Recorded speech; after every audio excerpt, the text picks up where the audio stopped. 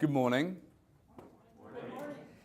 Oh, it's so nice. I love coming to speak at universities. Like Marina said, I'm a futurist. What does that really mean? Well, in the 23, 24 years that I've been working, I've been focused on looking at technology and humanity and how it impacts society and really what changes are coming in the world. So I call some of these things signals of change. I look at some of the trends that are happening across a number of different technological disciplines. This presentation is the summary of my annual report, which is 2018, the year of radical creativity. The actual report, and I'll make sure you get a link to that. The report will actually be, it's about 300 pages long. And it's stacked full of information, but this is the Coles notes, but it's still really long and really intense. I'll make sure that you get this presentation. I'll make sure you get that report as well. We're going to leave a little bit of space for Q&A at the end. So think about some really hard questions, because other people at other universities ask me really tough questions, and I generally can't be stumped, but have a good go, okay? Are we ready? Yep. One person's ready. So this is where I started. If you go to Silicon Valley and you speak to the large companies down there, it's about moonshots and the big ideas that are going to change billions of people's lives, right? Well, I'm going to call it out and say that these moonshot ideas, or these things that we're aiming towards, are kind of bullshit. The idea of creating such a huge, grandiose target is good from a dreaming perspective, but it's not particularly effective from a doing perspective. Certainly not for lots of companies that don't have billions of dollars. So I kind of call bullshit on this because, hey, you know, do we really want to live forever? Do we really want to get everyone on the internet? Do we really want to colonize Mars? Who wants to actually move to Mars in the room? No, it's okay. You can put your hand up. It's fine. If you really want to move to Mars, think about moving to the South Pole and living in like a climate-controlled tent with a bunch of people that you might not like forever. Oh, yeah. So, you know, I sort of call it out in terms of these moonshots because, you know, the grandiose thinking, it does drive us forward and it is useful, but sometimes it can go horribly wrong. Google actually set this up. They did the X Prize back in the day with Peter Diamandis. He set up the X Prize so you could send a reusable spaceship into space like twice in 48 hours. It's hugely important. You know, it is a moonshot, but it's not as big as say, oh, let's send a moon rover to the moon from wherever in the world, get it to drive 500 meters and send back high definition pictures. But that's what this prize was all about. What actually happened with this was they actually cancelled it because it was nobody could manage the Google Moonshot Prize and actually get to the moon.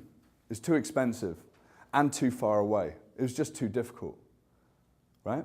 If you actually remember during the Cold War, like NASA and the American administration and then the Russians were head-to-head in the Cold War battle to actually land someone on the moon. And really, it almost bankrupted both countries in terms of like their space programs. I think it actually did throw Russia into a really bad place as well, right? So moonshots are a good idea if you want to dream. They're a bad idea if you want to do. This presentation is about people that do things through radically creative thinking. You know, why aren't we thinking about the grassroots? Why aren't we thinking about the change that we can make in our cities and our countries? So that brings me into this concept of radical creativity. Now, radical creativity is the mashup of things like exponential technologies, which I'll talk about here, consumer behavior, academia, scientific discoveries, cultural changes, policy and standard reform, and community. And you wrap that up in a culture of experimentation, execution, and open sharing. And suddenly you've got the ability to actually drive all the thinking forward, to actually achieve some of these bigger ideas, but on a smaller grassroots level, right? But when I talk about this, what technologies are really the most essential in 2018? And this is where we get into 8 areas of technology that I talk about. Now, I've expanded this over the years, and I think that these 8 areas of technology are going to be the most important for you to understand will change the world, and to understand in the context of modern business as well. Right, let's see if you sort of agree with some of these. But what's really interesting about technology, before I jump straight in, is understanding that it's not actually technology that drives the change, right? It's our collective response to the technology. And Paul Sappho's a really bright professor down at Stanford, talks about this cultural change. Virtual reality, for example, It was around 30 years ago, and now it's in your pockets, right? In all of your smartphones. Like the impacts there, electric vehicles, for example. They were already doing them 30 years ago. In fact, they were already doing electric vehicles. Henry Ford's wife drove an electric vehicle, right? So, you know, it does take a long time. And yes, some of that's technology, but a lot of it's cultural appropriation, right? But the first one's about data. Basically, data is an unlimited resource. We're going to be generating so much data by 2025 that we're not going to know what to do with 99% of it. We're going to be generating about 163 zettabytes of data per year by 2025. That's the equivalent of a billion high-definition movies, right, per year. And we're only going to be able to use about 1% for anything useful. And this is why we need data. Data is the foundation for our understanding and our decision-making. And then we transfer that into a form of information. That information then gets discussed and put into a form around knowledge. Here's our knowledge base. But really, wisdom is the thing that we're trying to get to. And that's why we're here learning. That's why we're learning from each other. And that's why we're trying to solve problems in the world, that wisdom that leads us to real-world decision-making. Okay, then on into autonomous worlds, artificial intelligence. So Andrew Ng used to be the chief science officer of Baidu. He was the guy that founded Coursera. Coursera was founded on the idea of getting artificial intelligence courses, ironically enough, out into the world. And Andrew Ng says artificial intelligence is the new electricity. It's that pivotal moment in history that everything changes. In the early 1900s, when electricity came online for everyone, everything changed for us, right? You couldn't imagine life without electricity. Now, within a few years, you're not going to be able to imagine life without artificial intelligence. So this is what artificial intelligence does. It's a simplistic way of looking at it. In the data model of data, information, knowledge, and wisdom, AI gets all the drudge work out of the way, right? So data, information, knowledge, it can do that all automatically, collecting from all the sources and trying to infer meaning in those data sets, and then passes it along to you and says, hey, make some more sense out of this. Use your wisdom. And that's where we come in. So what's really interesting about artificial intelligence, a lot of people are saying it's going to destroy the economy, it's going to take away jobs and whatever. It's just going to change things, and it's going to change the way that we work. But what's really fascinating is it's going to have a huge economic impact on the world. They actually think that it's going to provide a $15.7 trillion boost to GDP worldwide. And it's interesting how it's split as well. Labor productivity improvements about 6.6 trillion, and increased consumer demand 9.1 trillion. So we're going to want more things out of this economy that's driven by artificial intelligence. We're also going to change how we become productive as humans, because we're pretty terrible at being productive, right? We don't need people in the front of McDonald's like taking orders. We don't. Let's hope that you never do that, because you won't have that job for very long. Okay, so I talk about human in the machine. It's about redeployment, not unemployment. It's about augmenting ourselves. Suddenly, if you've got access to all this processing capability of more data sources than you've ever had before, you become almost superhuman in a way.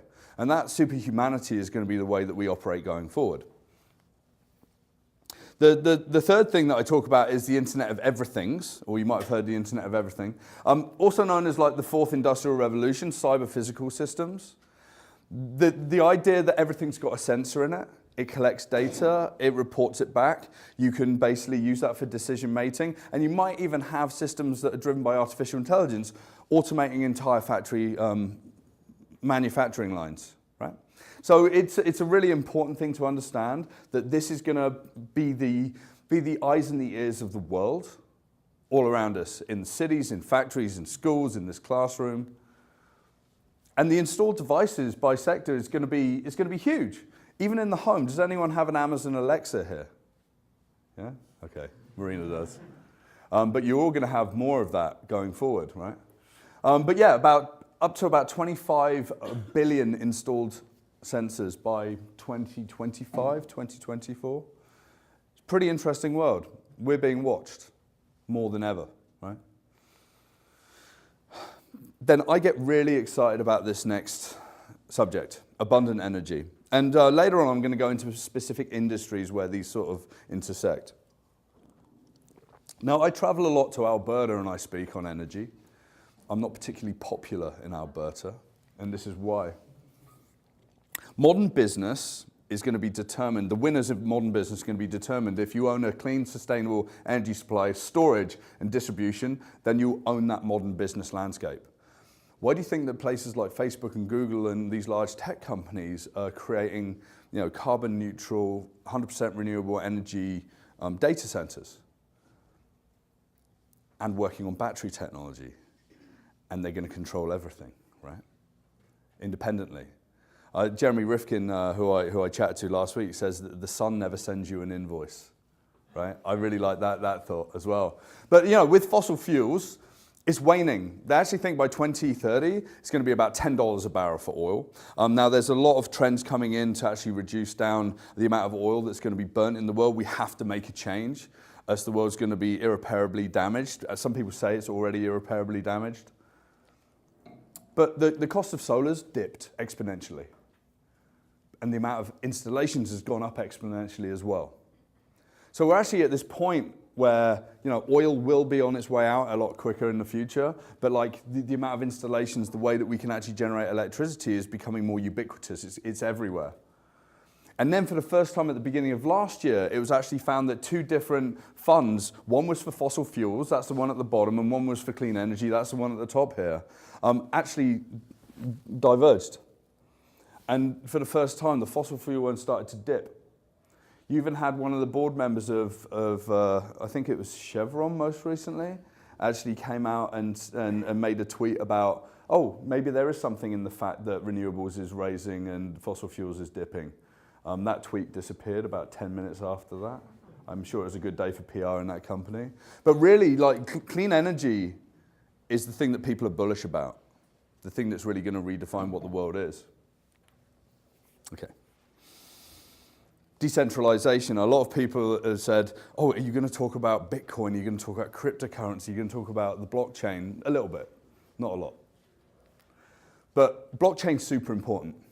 Like, this part of the presentation to me is like me talking about TCP IP and the internet. It's a backbone, it's a protocol, it's a way that it works. It's not very interesting. What is interesting is what you put on top of it, right?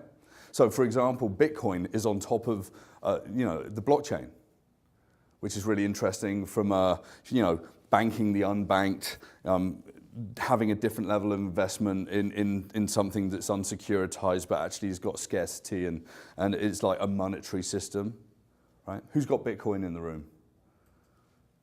Oh dear. Yeah, really? Okay. It's kind of interesting. Yeah, I never suggest getting into crypto, but I've got some. Okay. But what's really interesting is that the blockchain is a software protocol that it provides secure encrypted network, and it's got decentralized and open ledger that allows for anonymity. It's an accounting system. That can be used for so many different things, right? Imagine, for example, SWIFT payments across borders, right? That system's 44 years old. And now you've got new blockchain-based systems like Ripple and whatever that can do cross-border payments with little friction and almost zero cost. And it's going to put this old technology out of the way, disruption. This is going to probably be one of the most disruptive technologies in the future, just for the backbone of the world. And there's lots of people working in capital liquidity, middleware, protocols, and infrastructure.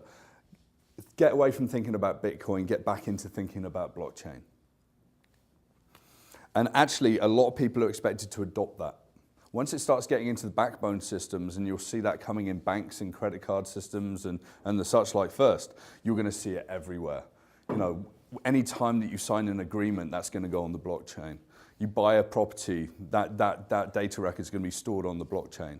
It means that you no longer have to store a centralized version of that. It's distributed. So there's nothing to be hacked, and there's nothing to be removed, except for the exchanges, and you've got to be really careful about what exchanges you use. Okay. And then into open medicine. I think medicine's probably one of the biggest areas that will be impacted. We care very deeply about human health. It's been invested in a great deal over time. But really, I sort of say that waiting rooms are dead. The doctors that we see today are not necessarily going to exist in the same form going forward. I love this quote by Dr. Eric Topol. Go and watch some videos of this guy. When I went to medical school, the term digital applied only to rectal exams. Now, this is an older doctor, and he actually travels the world and extols the virtues of what it means to use digital and platforms. You can have a mobile phone now that you can measure your heart rate on. You can have add-on devices to that mobile phone that suddenly turns it into all sorts of different medical devices as well. There's been a lot of research in that area. In fact, this comes out of an X Prize for the Tricorder Challenge. Do you remember in Star Trek? Like Bones runs up and scans someone at what's wrong with them. Well, they actually built this system. It diagnosed about 14, 15 different conditions using a mobile device that you can just buy out of a store. It's pretty great, and it's a huge leap ahead. This is actually a cut from the film Ender's Game, but this is actually a cranial surgical robot, and it's real. It does exist. But we're in this future world of robotic surgery. In fact, a lot of the graduate surgeons in the US now, about 3/4, are actually struggling to get employment because robotic surgery is so prevalent. And the doctors in charge of these are keeping it to themselves, right? Hands up who'd actually be operated on by a robot. Right, so everyone with their hands down would rather have the shaky hands of a human. Good luck. Right. And then medical research is getting super interesting as well. You can actually edit DNA using CRISPR-Cas9, and you can fix congenital diseases. Now, it's still in the lab, but in China, they've already been doing it on humans, and they've noticed some improvements. It's not conclusive yet, but in the future, you'll be able to solve problems that are congenital through the use of therapies like CRISPR-Cas9. And it's been around for a long time, about 30 years, and it's just becoming of age. Okay. And these last two of the 8 exponential 8 pieces of technology that I talk about a lot are getting really, really into the realms of the future somewhat. So nanotechnology. So a great professor, Richard Feynman, said, I want to build 1 billion tiny factories, models of each other, which are manufacturing simultaneously. The principles of physics, as far as I can see, do not speak against the possibility of maneuvering things atom by atom. It's the idea that you can manufacture at the atomic scale and actually build machines at such a small size that they can be used for applications that we've never thought about before. So this was done by the University of Alberta. This is a maple leaf that was put together for Canada 150 that's 10 nanometers wide. How big's 10 nanometers? Well, you can fit 10,000 of them across the width of a human hair, which is 100,000 nanometers wide. 10,000 of these.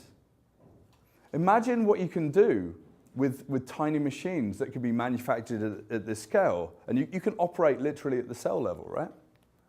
And that's exactly what people are experimenting with.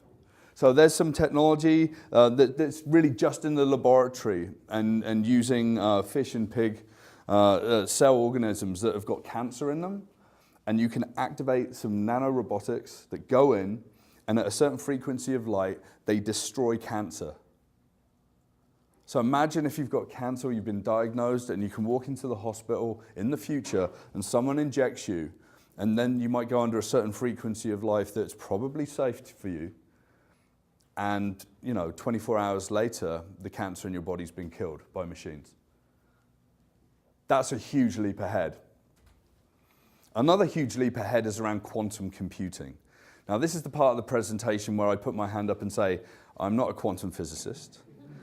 I will talk about these concepts in a very high level. Anyone watching the video of this presentation will probably put anything in the sort of comments below and start to rip it apart, but I'll keep it simple. Quantum computing is a distinctly new way of harnessing nature. It will be the first technology that allows useful tasks to be formed in collaboration between parallel universes. Now, if you've got a normal computer that operates with classical bits, 0 and 1, it can be one or the other. And a combination of those bits means instructions. Those instructions turn into computer programs, and that runs the computers that we have in the world. Well, qubits, or quantum bits, actually operate in a completely different way, where they can be 0 and 1, 0 or 1, or any position in between all of them, all the same thing at any point in time. So you actually create a solution space that's got a number of probabilistic outcomes, and it can use a number of algorithms that actually determine the final answer infinitely quicker than traditional computing. So here's one example, and we've got a hackers conference downstairs, so I find this kind of interesting. So say if you've got a password, a conventional way of guessing what the password is look at every single machination of what that password could be. And then after 1,000 years, here's your answer, right? Sure, you might stumble across the answer earlier on, but if you've got really strong passwords, which I hope that you do, it's going to take a long, long time. With quantum computing, you'll be able to look using superposition across the entire possible space of combinations of those password constructs, and then look at all the sequences, and then use entanglement and other quantum effects to then use probabilistic theory to like really narrow it down, and within a couple of seconds break it. So here comes a problem. And this is why banks and a number of other organizations are actually investing in quantum encryption. Because all encryption will be broken immediately by a quantum computer that finally reaches that state of quantum supremacy, the ability to process and completely surpass what traditional computing can do. And this is super useful, not just for encryption, but also for chemistry as well. If you imagine a chemical reaction from step 1 to step 2, scientists are now thinking that we're going to be able to understand all of the quantum reactions between step 1 and step 2 like we've never done before, which once we understand that we've got more knowledge in chemistry and we can understand infinitely what happens at each stages, you've got multiple branches that kick off in between, and you've got an entirely new discipline of chemistry. So what does that mean? That means that we can do more in the medical space. Nanotechnology plays a role because these machines operate at a nanoscale level with certain moving parts of it. Okay. So they're the 8 areas of technology that I talk about. And I just dipped into them really, really quickly, so you're probably sat there a little bit shocked.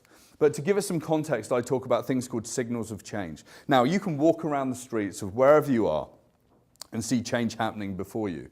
The changes that happen in transportation systems, banking systems, retail, and a number of different areas. And I'm going to jump into these.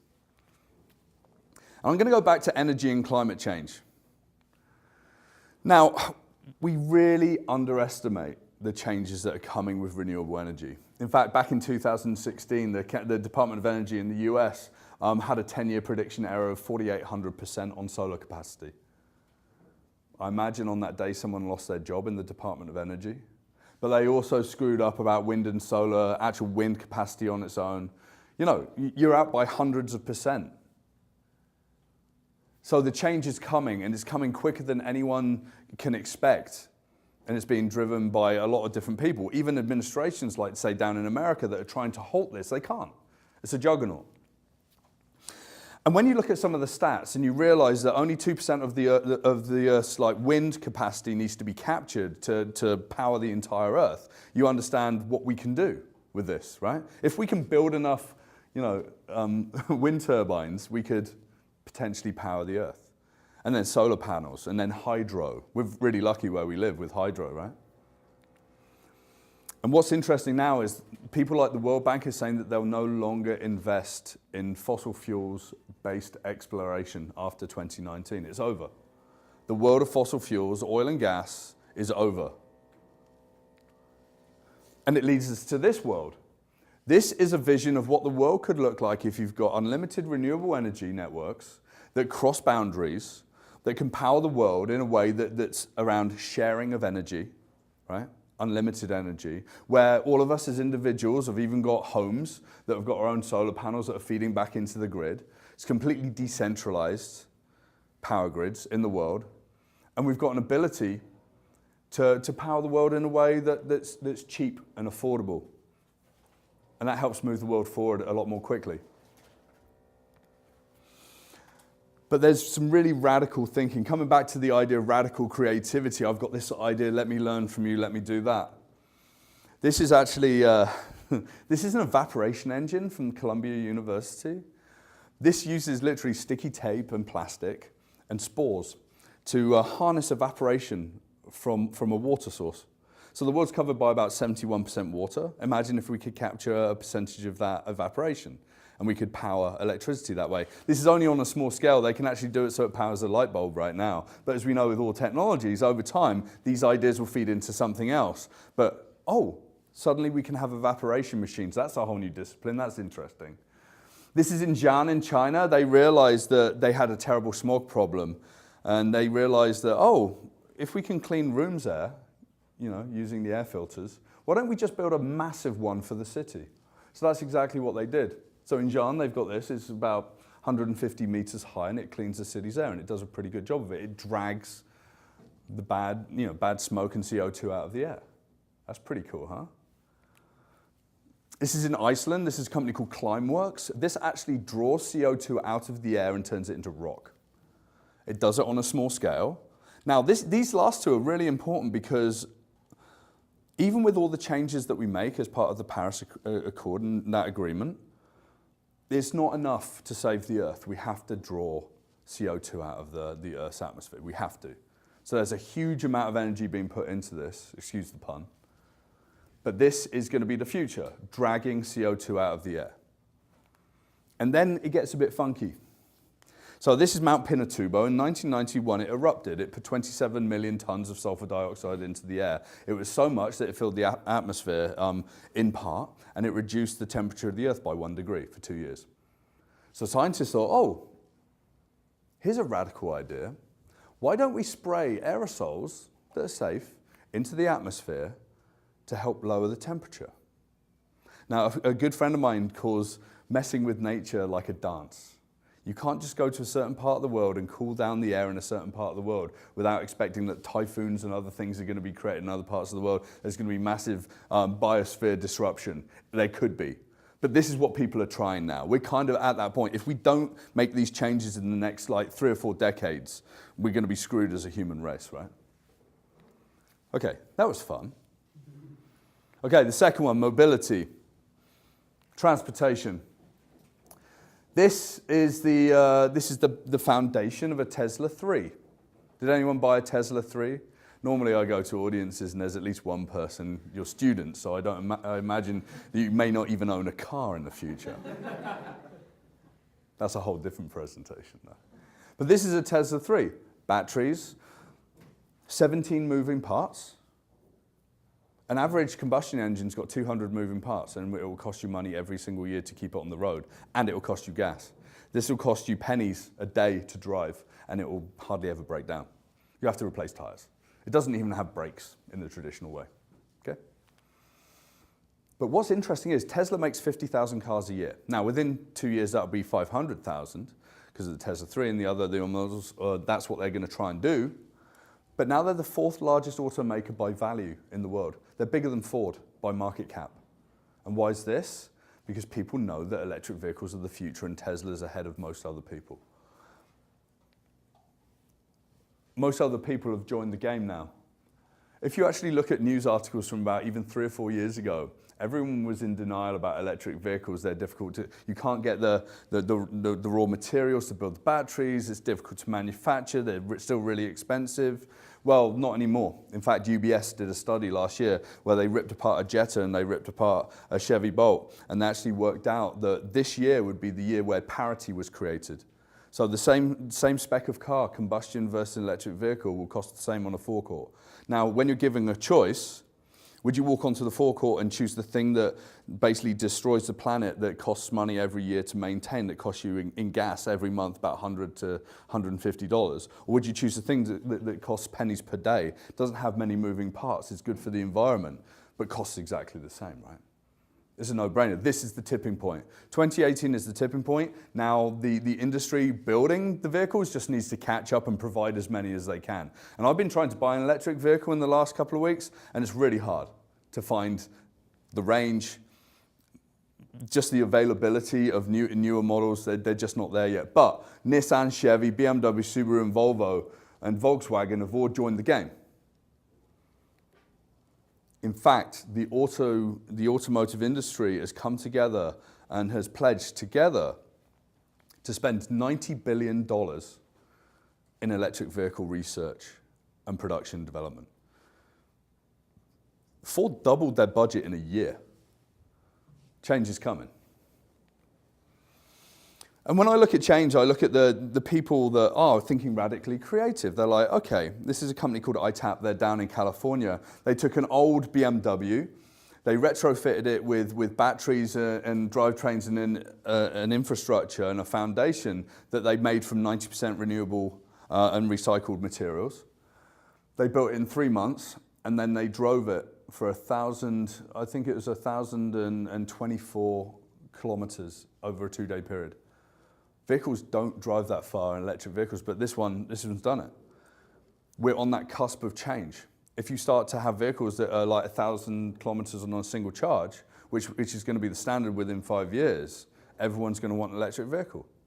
The problems of having to stop multiple times as you drive from place to place aren't going to be there. In fact, I was at a wedding, and this was 18 months ago, and I had a friend who's got a Tesla Model S, and he drove 800 miles. They stopped twice to refuel, which meant a 30-minute recharge on a fast charger twice. It cost them $5 to drive 800 miles, and they drove to my friend's wedding. It's pretty fascinating stuff, hey? And what, in those 30 minutes they stopped twice? That's a bathroom break or a burger break or whatever, right? There's no change to your lifestyle. And then you've got self-driving vehicles. Now, self-driving vehicles will maintain a bigger hold on the world than electric vehicles more quickly. So these guys are going to be here. I went down to San Francisco most recently, and there were dozens of different companies building self-driving vehicles, over and above like Google and whatever. This is one company called Voyage. They're in a place called The Villages in Florida. It's a retirement community of about 150 to 200,000 people. They now provide self-driving taxi services. Companies like Lyft and Uber will become obsolete if they don't jump on this model. That's why you're going to see a lot of about that in the news. Because we're not going to need humans to drive cars anymore. Certainly not public transport, and certainly not taxis. And the automotive industry is sad, but they know the inevitable change is coming. Bob Lutz is the former vice chairman of GM. It saddened me to say, but we're approaching the end of automotive era. And it is. Within 5 years, autonomous passenger modules will be prevalent. They'll be in every car that rolls off the production line, certainly. Electric vehicle dominance within 10 years, and by 20 years, human-driven vehicles will be legislated off of highways. Complete change, right? What does that world look like? And these are going to be the companies that make cars in the future. This is why the automotive industry is scared. These companies got a lot more money than a lot of people in the automotive industry as well, right? It's interesting. I left Tesla off of there on purpose. Tesla is very precipitous. It may not make it. I like saying things like that. It'll probably be good though. They build rockets too. Okay. Retail. McDonald's last year, they rolled out to a couple of thousand locations these new order and pay kiosks in America. On that day, the market was like, this is amazing. McDonald's is all about efficiency. It's like, we're going to get rid of people. That means more profits. On that day, it reached the largest market cap it ever had. Its stock price reached the top it had ever been. And on a per store basis, its estimates went up from 2% to 3% increase in revenue. Automation, right? Remove humans from the drudge work. You don't need to be flipping burgers. And then you've got Amazon that have basically created a big sister for your children. Any question that you've got, any service that you need, any song that you want sang, any tune you want played off of iTunes or whatever, it can be done by your big sister, Alexa, right? The idea of discovery and learning about the world is completely disappeared because you can ask a question and get the answer directly. We're going to become ultimately very stupid because all the information is going to be on hand. And then Amazon goes even further. Down in Seattle, they've just opened their Amazon Go store. You can walk into the store, you can scan your Amazon account, and then you can just take things off of the shelf, put it in your bag, and just walk out. They call it just walk out technology. Well, they've got cameras in the roof. They do facial recognition. They've got sensors on the shelves, RFID, a number of other technologies. You can see the patents out there. And what happens is that they actually record all transactions because you're just in store walking around. I actually think that they can also do a level of analysis on your mood when you buy things. So they'll be able to actually work out if you're happy buying that cupcake or not. They'll be able to sell that data potentially. They might not. They might actually use it because they obviously own Whole Foods now, right? In fact, this prototype made me think that they were going to buy Whole Foods about a year and a half ago. And a consultancy locally do a retail report. And I told them, they said, no, we're not putting that in there. And just before their retail report came out, Amazon bought Whole Foods for $13.7 billion. On the same day, their stock rose by $14 billion. So it was kind of a neutral cost purchase, right? And what's interesting about Amazon buying Whole Foods is within 3 miles of Whole Foods stores are the majority of homes in the US that earn over $100,000 per household. So suddenly, this technology comes in, and it activates your fast thinking. You go in, you make a choice, you walk out with your bag. You don't have the slow thinking of just considering it as you walk along in the aisles. And well, I don't really want that, right? How many times have we done that? I actually think this is going to drive up the average cost of a shopping trip to Whole Foods significantly, right? 20 to 30%. Amazon will let you install a lock that they can open and just drop their own parcels in, right? It's the world of retail. You no longer have to be at home. It's pretty much like this in my building anyway. I always walk home and there's like, how did you get in my building? Like, there's like things like resting against my door, right? And then it gets really interesting. Imagine if you ran out of eggs and then there was a knock at the door, or that someone just opened the door and put a box of eggs in immediately and then closed the door. Well, Amazon is using artificial intelligence and a number of different mechanisms to do a system for anticipatory package shipping. They'll work out when you run out of something and they'll send it to you immediately, or just before you run out. You never have to think about the shopping that you need to do. Scary, kind of weird, kind of useful, right? Well, because we're talking about policy, I thought I'd better talk about policy a little bit more in the presentation. So this is an additional part of what we're going to talk about here. You know, what about policy and regulation when you've got so many different companies driving technology faster than ever before? How do we as governments and organizations keep up with that? Well, we don't. I gave a presentation last year to all the policymakers in a very large province in Canada. And we talked about regulation and policy. I talked about something that I called predictive government. Now, we know what this is, right? The exponential curve.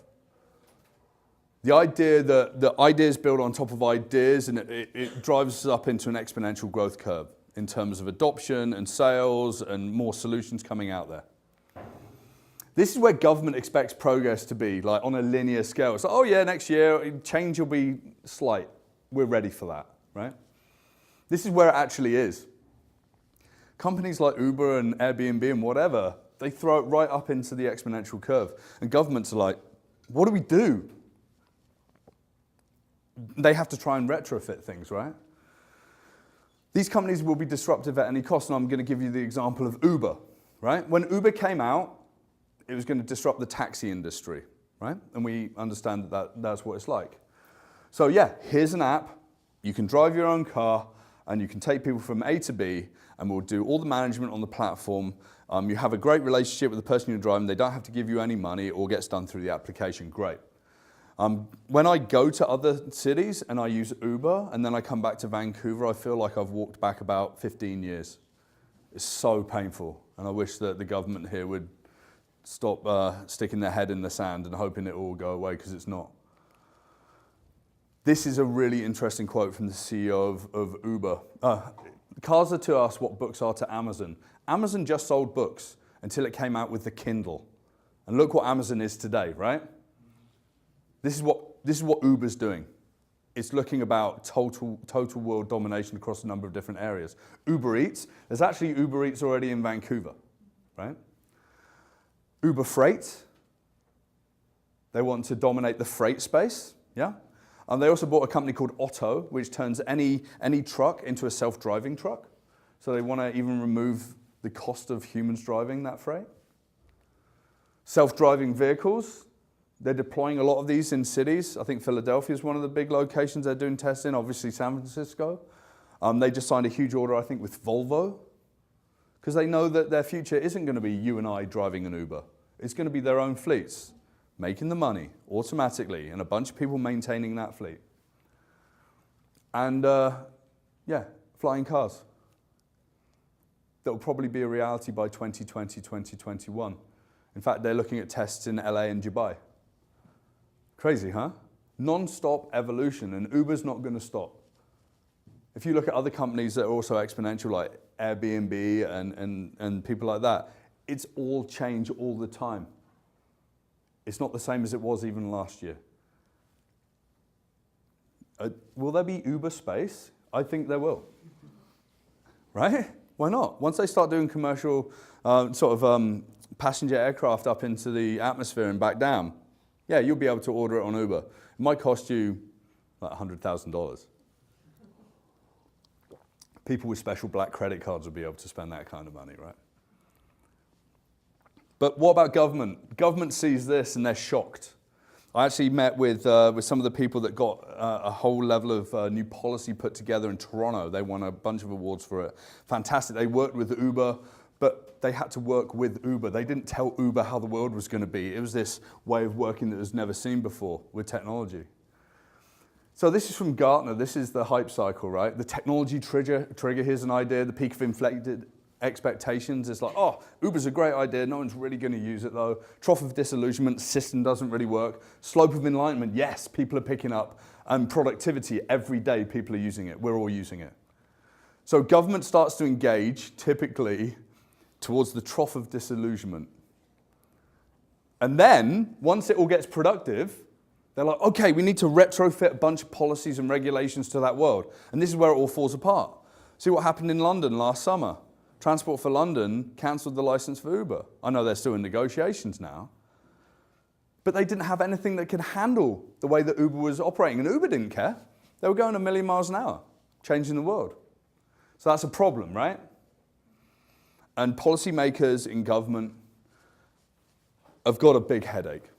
There was even a situation recently when General Motors came out with a new self-driving vehicle that didn't have a steering wheel, it didn't have pedals. There were 16 regulations that it couldn't actually meet because it just didn't even have the mechanisms in the car to meet them. So what happens about self-driving vehicles? Well, you have to go back and you have to clear the way for this new technology to come through.